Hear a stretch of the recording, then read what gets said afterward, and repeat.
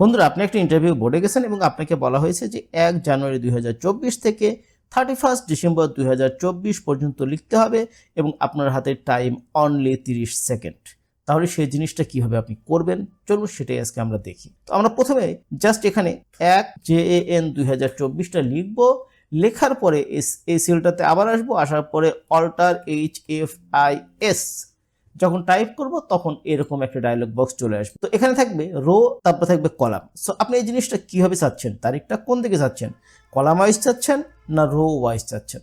তো আপনার যেদিকে দরকার আপনি সেদিকে সিলেক্ট করে দিবেন। আমি এখানে কলাম ওয়াইজ দিলাম, তাহলে এদিকে নিচে নিচে আসবে।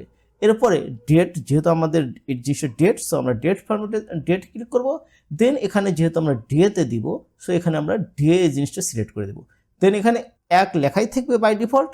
এরপরে আপনার এখানে লিখবেন 31 DEC দেন 2024।